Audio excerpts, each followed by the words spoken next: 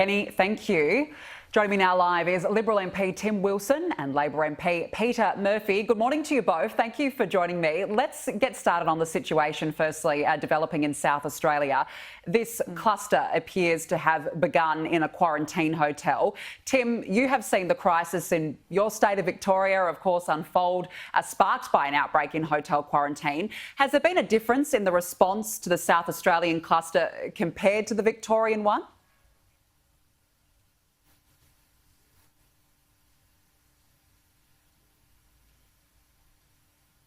That we learned out of Victoria is how swiftly a government does need to respond in light of the circumstances, because if you go hard and early, you should hopefully, and I say hopefully, contain any spread.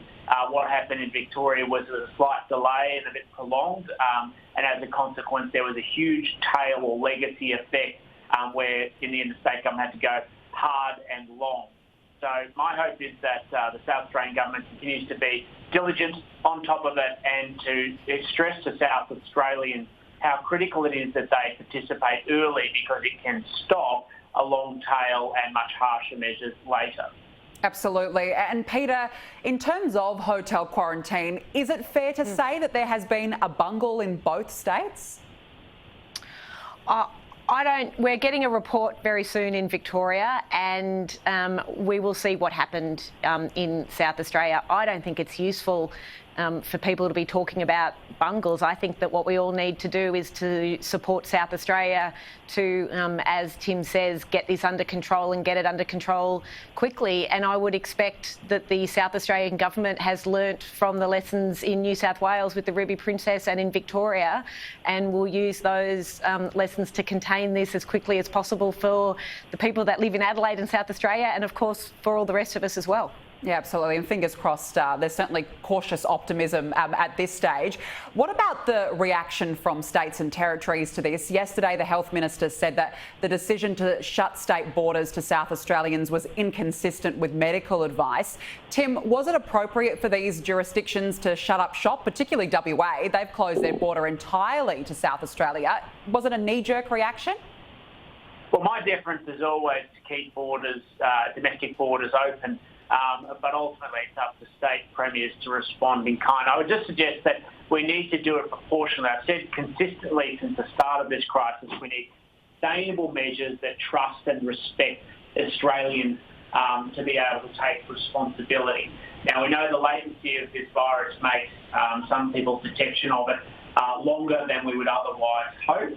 But we may have to continue living with minor outbreaks, and we hope this is minor, on an ongoing basis. And the solution isn't just to erect borders at the first instance of any detection. We have to make informed decision-making by states, because we need the country and the economy, of course, to keep operating. So I'm nervous about such swift responses. I understand why people are nervous, but it has to be informed by evidence. Well, I guess we'll find out what happens there. And we are, of course, only weeks away from Christmas, and I'm sure there's a number of loved ones that do want to be reunited. So we'll be keeping an eye on that. Yeah. Let's move on now. The opposition, Peter, we'll start with you on this, because Anthony Albanese's Deputy Chief of Staff has resigned after reportedly an anonymous malicious attack against her was posted online. Is there a culture issue in the Labor Party? No, and look, I have two things to say about that. I think that anyone who was involved in writing and publishing and distributing an anonymous malicious attack on a staffer should be ashamed of themselves, and particularly given that the woman in question, because it was reported, has now made it clear to everyone that she has been struggling with her mental health. I don't think that people should be talking about her and what happened, and that she should be respected and be allowed to get on with her life. Peter, would you like to see an investigation into this? I have read what the Deputy Chief of Staff has said publicly about what has occurred. And I think that, as I said, this is not a matter that should be talked about and aired over and over again.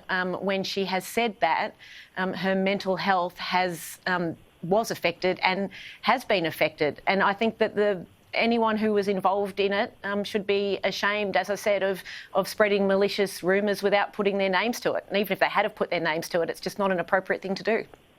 Tim, we know in recent weeks there's been discussions about the treatment of particularly of women in Parliament. Is this another example of a cultural issue?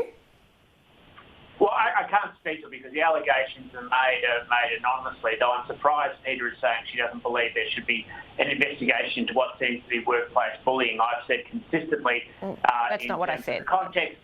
In the context of the allegations put forward by the Four Corners, and of course here that if there is a claim that's brought forward, that it should be properly investigated regardless, because we need to make sure that Parliament is a safe workplace for women, for all Australians, because people should be able to go into any workplace in this country and feel respected and treated with dignity. And if anyone's falling short, then that's the natural consequence. We need to make sure that it's properly addressed. But in terms of, on a day-to-day basis, I don't see a cultural problem within the Parliament, but I'm not going to, I don't know what's going on inside Anthony Albanese's office, but obviously there's at least some disquiet within the opposition, which has led to at least people, and I'd say probably gutlessly, but nonetheless putting forward, taking a swipe and seemingly bullying a staff member. And can I just make it clear, Tim slightly verbaled me there. What I have said is that this is a matter for the people who are involved, and they will deal with it. And I don't want to be part of a pile-on about the Deputy Chief of Staff and anonymous people who have distributed something, and then others who have chosen fit to report on it. But politely, I didn't verbally. You asked a question about whether you wanted to investigate it, and I said that if there's any allegations of bullying, that they should be investigated. And I would have thought you should be able to say the same. The people in. If people want to report things that have happened to them, like happened with the woman who has made allegations of bullying against Minister Cash, then they will go to the Department of Finance, and I absolutely support that. I absolutely support safe workplaces. I absolutely support that, and I've said this a number of times last week, that we need to have a culture where everyone feels safe in the workplace, and those of us who are members of Parliament and privileged to be members of Parliament need to lead by example and make sure that the culture is a good culture for men and for women. But as we saw, and we all debated a lot last week with the allegations that came out on Four Corners, particularly for women, they need to feel that they can work in politics and not have to worry about how they'll be treated. Of course. Well, I think that this obviously represents a broader issue, and one I'm sure we'll get clarification on throughout the day. Tim Wilson and Peta Murphy, we do have to leave it there. Thank you for joining me.